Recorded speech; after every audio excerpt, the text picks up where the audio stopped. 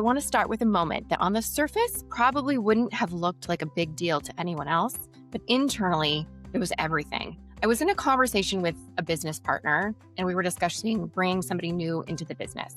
He was confident, certain, and already moving in that direction, it seemed, with or without me. But I wasn't. I wasn't confident. And there was something in me that just felt off. Not dramatic. It wasn't loud. It was just like this quick, intuitive knowing that something wasn't aligned. I could feel it in my body. And the more he pushed, the more I could feel something happening inside of me. I started second guessing myself. I started softening my position. And I even started thinking, maybe I'm overthinking this. Maybe they're right. Maybe it's easier if I just agree. And in that moment, I realized something that stopped me cold. I was about to abandon myself just to keep the peace. And that moment, that decision to either shrink or stand became a turning point in how I lead, how I show up, and how I trust myself and my own intuition. If you've ever felt like you were too much or wanted too much, this episode is definitely for you. Welcome to the Inspired Podcast. I'm Andrea De La Cerda, CEO, entrepreneur, and someone who spent years learning how to be liked before I learned how to be powerful. This podcast is about breaking out of the boxes that we've been placed in by culture, by conditioning, by expectation, and building lives that actually belong to us. And today we're talking about something that sits at the center of so many women's experiences, the belief that you're too much. Maybe you're too direct, too ambitious, too opinionated, too visible. But what if that was never true? What if you weren't too much? You were just taught to be less. Most of us didn't wake up one day and just decide to play small. We were trained to. From a very young age, girls receive completely different set of messages than boys do. Research from the American Psychological Association shows that girls are praised more for being nice, helpful, well-behaved, while boys are encouraged to be assertive, take risks, and lead. So very early on in life, we learn to be agreeable. Don't make things awkward. Don't be too loud. Don't be too emotional. And don't be too confident. And over time, something subtle but really powerful happens. We start to associate likability with safety. There's also research out of Harvard Business School showing that women who assert themselves in leadership settings are significantly more likely to be perceived as unlikable, while men demonstrating the exact same behaviors are seen as strong leaders. So as women, we watch, we pay attention, we notice which women get labeled as difficult and which ones get called abrasive. And which ones also are excluded for just taking up space without even realizing it.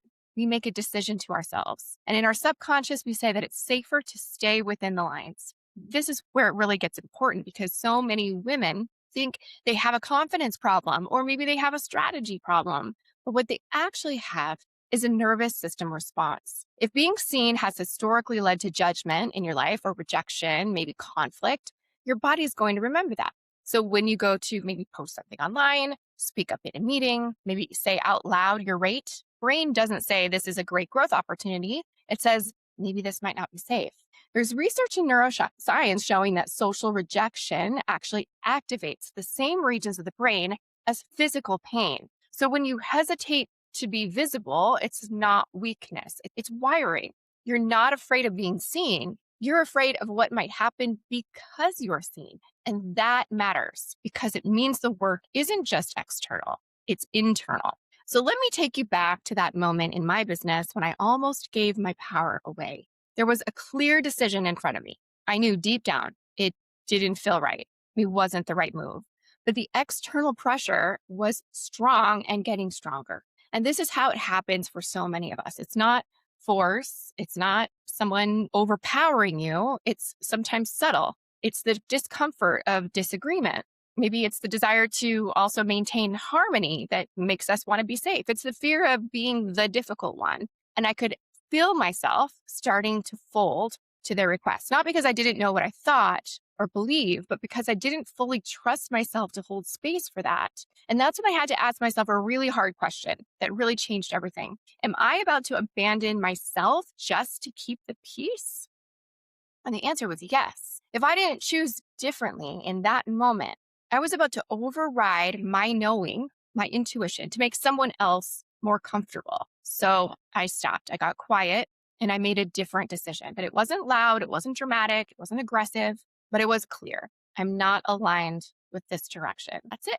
No over explaining, no justifying, no apologizing, no softening. And what I realized in that moment is that power doesn't have to be loud to be unshakable. One of the biggest ways women stay small is through over explanation. Can you relate to this? We think if we can just explain our reasoning well enough, justify it clearly enough, soften it kindly enough, then people will accept it. I'm so guilty of this, but a boundary is not something you convince someone else to agree with. It's something you decide to hold. And often the most powerful boundaries are really the simplest ones. That doesn't feel aligned for me. I'm not comfortable moving forward in that direction. Or I'm going to trust my instinct on this one. That's it. Doesn't need to be a long paragraph. Doesn't need to be an apology. Doesn't have to be a dramatic, loud performance. Because the truth is the truth. When you over explain, you're not clarifying. You're actually negotiating your own authority. There's real data behind this too. Women who self-silence, maybe they hold back their ideas, avoid negotiation, or soften their presence, earn significantly less money over time. A study from Carnegie Mellon found that women are actually 4 times less likely than men to negotiate their salary, and that single decision can cost hundreds of thousands of dollars over the course of one's career. But the cost isn't even just financial. It can be identity. It can be loss of leadership opportunities. It's the version of you that never fully comes online. And this is what I want you to take away. When you take up space, it's not just about you. You become evidence. Other women see what's possible.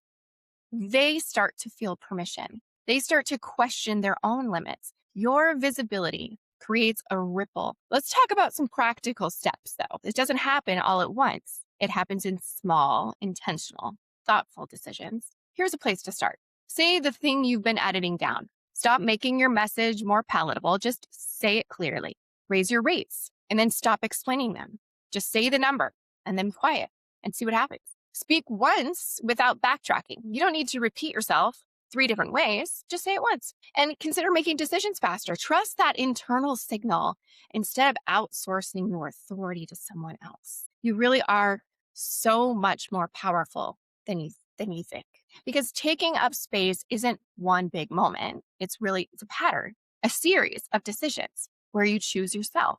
If you've ever been told you're too much, too direct, too ambitious, too opinionated, too aggressive, there's a good chance that was never the problem in the first place. The problem is that you were in environments or with people who benefited from you being less visible, less powerful, less certain. But the life you're meant to build requires all of you, not the edited version of you, not the acceptable version, not the one that keeps everyone else comfortable, the real version of you. Your action step this week, just notice one moment where you would normally shrink and then just choose not to. Simple, right?